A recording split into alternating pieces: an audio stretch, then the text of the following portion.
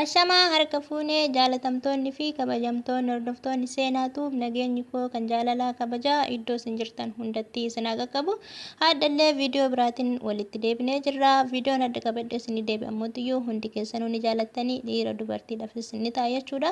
Hundi keessanuu itti gammaddan jedheen yaada jechuudha. Innis maalidha akkamitti haala salphaadhaan mana keenya keessatti siqilee keenya kan gurraacha'uu fi jilba keenya miila keenya jilbi kan gurraacha'u akkamitti haala salphaadhaan mana keenya keessatti ofirraa balleessuu dandeenya yeroo gabaabaa keessatti isa jedhudha. Qabxiilee tokko haga afurii qabadhee isinii deebi'ee jira. Haga dhuma viidiyoo tanaatti hordoftan irraa fayyadamtan jechuudha. Viidiyoo isinitti hin dheeressu.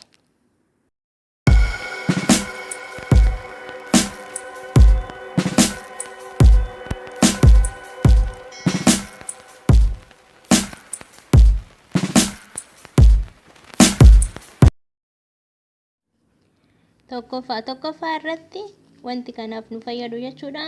Aannanii fi beeking soodaa. Aannanii fi beeking soodaa walitti maktanii akkaataa itti walitti makitan.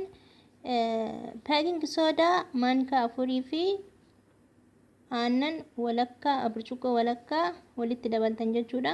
Erga walitti dabaltanii bakka isin gurraachee ciqilee keessan irratti fi jilba keessan irratti erga misaaj gootanii daqiiqa 30 ofirra tursiistanii dhiqattan jechuudha. Kana torbee keessatti yeroo lama fayyadamuu qabdan jechuudha.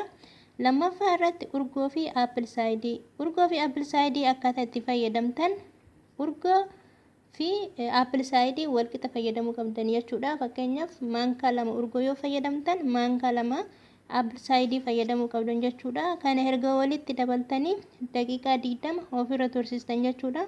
Torbee tokko keessatti yeroo 3 fayyadamtanii jechuudha. Sadaffaa irratti irdii aannanii fi damma.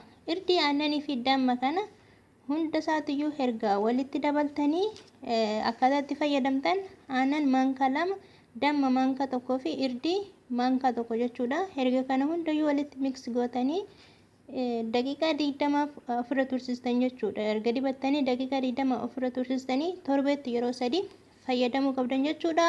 Ji'a keessatti hin argitan jechuudha. Isin ka barbaadanitti as keessa fayyadamuu qabdanii. Afuraffaa irratti sukkaaraa fi zayituun yookaan ammoo ooyilii isa jennu san jechuudha.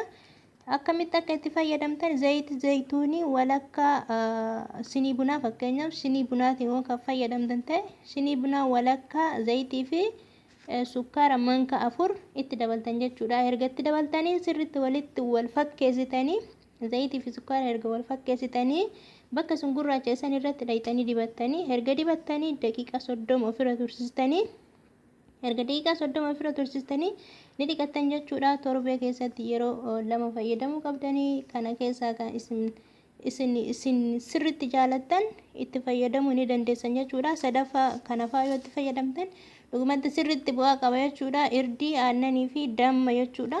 Yoo itti fayyadamtan akkasuma tokkoffaa irratti qasinii kaase aannanii fi beeking soodaa hundi keessuun ni beektan jechuudha. Bu'aa isaa sirriitti waan gurraacha'e baasuuf qooda guddaa qaba. Kanaafuu akka itti fayyadamtan abdiin qaba.